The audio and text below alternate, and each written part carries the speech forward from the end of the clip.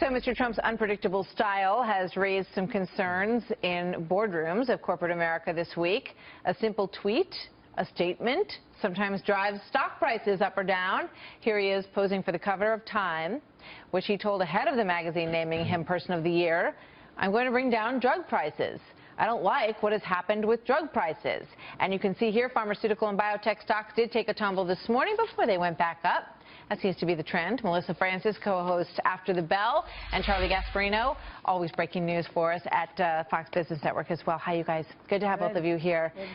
So, I mean, it's fascinating to watch what's going on here with the drug stocks, with Carrier, with Boeing. He rattles folks with a tweet and gets them concerned, right, Charlie? And we should point out the market is heading to 20,000. Yeah. Dow 20,000, a huge milestone that can happen in the next couple of days. And there's only one reason why that's happening is because Donald Trump has come out there and said, I'm going to cut your taxes dramatically for businesses and individuals, and I'm going to cut regulations. That's the good part. And I think there's an economic ideological battle going on in his head. That's the good part. Then the bad part is the meddling part, where he's actually doing stuff that President Obama did. He's going to pick winners and losers. He is going to snap his fingers and allow drug prices to go down. Okay, that's what he said. I'm going to make drug prices go down.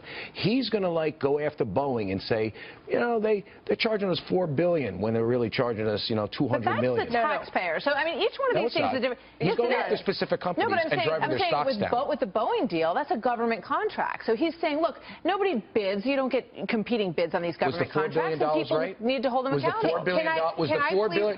Was the $4 billion right? We don't know anything about the negotiation. Probably not right, but we know that's the way Donald Trump works. He goes with the big number first.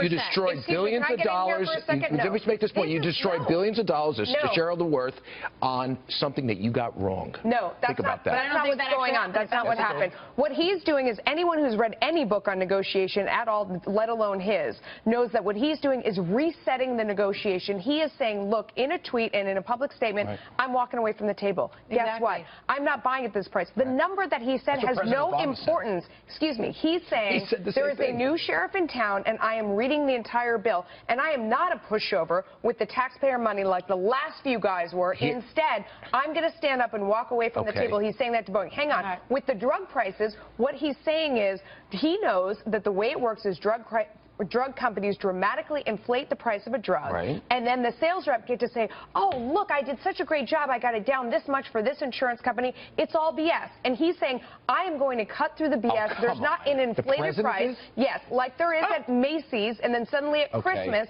it's half price. He's saying, we're going to pay the real price. We all saw it with the EpiPen. It's the same story. This is the economic hypocrisy of the right. And listen, Donald Trump needs to be applauded for wanting to cut taxes, do stuff, and regulations that Obama just destroyed this economy with. But the economic hypocrisy of the right is what you're hearing right now. People like you criticized President Obama for picking winners and losers. The coal industry, this one, that one, Solyndra. That's what Donald Trump is doing right now. Why don't you just allow the free market to work? Deal with Obamacare, which will affect drug prices and everything else. Deal with that in a free market way. Deal with regulations. Don't sit there and say, you company bad, I'm going to crush your stock price today. That's called extortion, by the way. No, because with Solyndra, there was a fake market for a fake product that nobody wanted. We were funneling government dollars into that and created jobs that had no sustainability. When you're talking about something like Carrier, we have a distorted system right now where it has become cheaper to do business in Mexico, even though that's not the better choice. When you have a factory in Mexico, because I know a lot of people that do business here. Hang on, let me finish. When you have a factory in Mexico, there's a ton of leakage. You're finishing products where a bunch of them aren't good. You don't want to do business there. Your executives are getting threatened to get kidnapped. You'd rather do business here. But the tax and the regulation environment here isn't as good. So if he gets energy cheaper, he gets regulations better, he gets taxes down, it makes more economic sense to do business here. He's resetting it to make sense. What he's doing is going after individual companies. What he should have said... No, he's making an example of one. He's making an example of one to reset the tone. Rexnord and to Boeing. He's going after individual companies and saying, if you don't listen to me, I'm going to take down your stock price. Instead of saying, here's how I'm going to make the world better for you and stay in this country. By the way, CEOs go to Mexico. hold on, both of you. I think what he's saying is that there are levers that the government can move in terms of regulations, in terms of cutting taxes, right, in terms of tax incentives to do your business here rather than in another country. So why doesn't he say that? And those are absolutely the levers of government. Why doesn't he say that? Why doesn't he say that and not attack specific government? That's not a headline.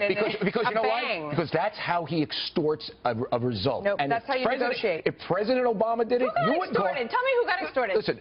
Because when you see your stock go down right at the open, like 20% or whatever, and it recovers, it did recover because thank God it recovered.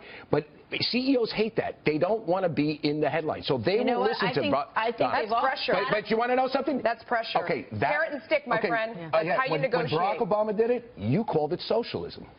Look, it makes the CEOs sit up and take notice. That's what socialists do. And some of them say, you know what, they're probably going to take a look at us Fascists next. do that too, by the way. You have to check your practices. Fascists reward certain companies because it's going to line their own pocket. What do you think he just did with Carrier? Did that line his pocket? No. If it did, I'm the first one to point it out, but there's no evidence of that. Fascism is using the government controls to get a desired result. He and Mike Pence went, keep people's jobs in Indiana. Right, and by the way, which is great, but that's what the government. But instead of letting the free market work, he used taxpayer money to keep them there. No, he didn't. It's their money. It's not taxpayer money. It is taxpayer money. Carrier's money.